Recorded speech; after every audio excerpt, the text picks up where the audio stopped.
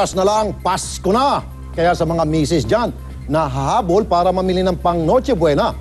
Ito, pinakahuling presyo ng mga isda at karne pati gulay. Nagbabalita si Trish Roque mula sa Commonwealth Market.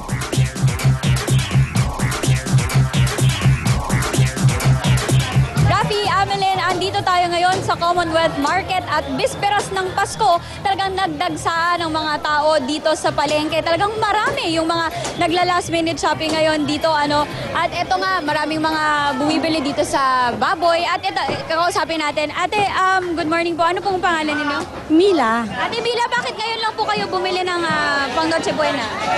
Ngayon ko lang binili kasi birthday ng anak ko kasi mamaya. Kaya ngayon ko na lang na para sabay na yung panghanda mamayang gabi. Kumusta naman? Mahal ba yung mga bilihin o okay lang? Medyo. Mahal. Pero normal talaga sa atin na ganito maghahanda tayo tuwing Pasko. Kahit mahal, talagang okay lang. Sige po, salamat po ate. Ito, maraming ang bumibili ngayon. Una, yung baboy, hindi naman masyado nagtaas. Nasa 160 to 180 yung presyo ng baboy. Tapos yung baka naman, nasa 240 hanggang 250. Yung manok, 130 pesos. Yung gulay naman natin, kagaya ng mga pansalad na patatas, 80 pesos. Carrot, 60 pesos. Yung bawang, 120 pesos ang isang kilo. Sibuyas, 60 pesos. At kamatis, 40 pesos. Tapos, yung isda naman, di rin masyado nagbago yung presyo. Yung bangus, 90 hanggang 120 pesos. Yung tilapia, 60 hanggang 80 pesos. Yung maliliit na cans ng fruit cocktails, nasa 65 pesos lang yan. Tapos, yung spaghetti sauce, na maliit, 25 pesos lang yan. Tapos, yung kilo ng spaghetti, nasa 70 hanggang 90 pesos. Yung hamon, nasa 100 pesos daw ito. Okay? 100 pesos yan. So, marami naman mabibili dito sa palengke. Siyempre, yung mga prutas, unti-unti na nagtataas yung presyo. Yung grapes daw, magmula 180 pesos, naging 200 pesos na ngayon. Yung kiat-kiat, pareho pa rin naman, mga 70 pesos. Pero pagdating ng New Year, unti-unti nang tataas yung presyo ng mga yan. So, yan muna ang pinakahuli mula dito sa Commonwealth Market. Rafi Amelin, maligayang Pasko. Salamat, Trish Roque.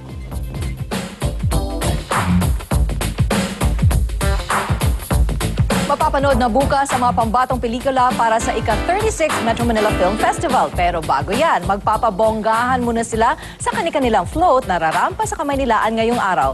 Para sa update live mula sa SM Mall of Asia sa Pasay, si MJ Marfori. MJ, kamusta na dyan? Merry Christmas, Amelin, at sa ating mga kapatid, sa napaka-sunny, windy, and cool weather na ito ngayong araw. Excited na ang ating iba pang mga kapatid dito sa SM Mall of Asia para sa float parade ng Metro Manila Film Fest entries na nagagandaan mo yan, mga float, na magsisimula mamayang alauna ng hapon at magtatapos sa Quirino Grandstand. 8 nagagandaan at naglalaki ang floats ang handa ng pumarada sa kalsada na sakayang kani-kanilang nagniningningang bilang artista para sa lubungin ng kani-kanilang mga taga-suporta.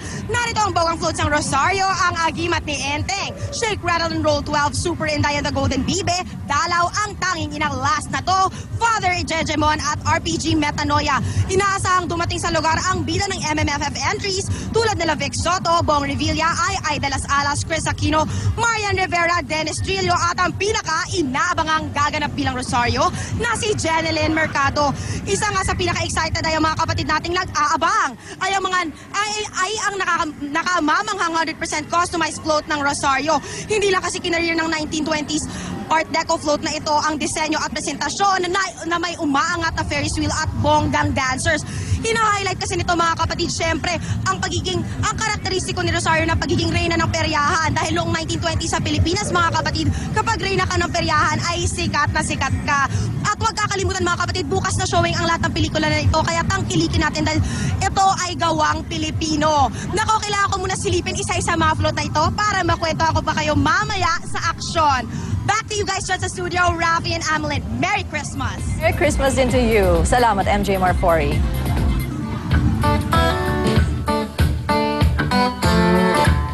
Kung bibo, no?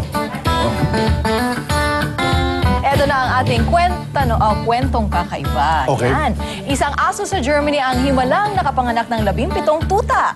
Tuwang-tuwa ang amo ng aso si Etana dahil ligtas niyang nailuwal ang 17 na Rhodesian Ridgeback puppies na ito noong Lunes. 8 sa kanila ay babae at 9 naman ang lalaki. Click na rin sa YouTube ang mga aso. Umabot na ito sa 60,000 views sa loob pa lamang ng 2 araw. Kalat-kalat na rin sa internet ang kanilang mga picture. Ito na ang ikalawang panganganak ni Etana noong una. 8 aso naman ang isinilang niya. Ang cute naman ng mga asong ito. Tama-tama pang Pasko kung iregalo na lang, ano? Pwede. Ang dami, ano? Oo.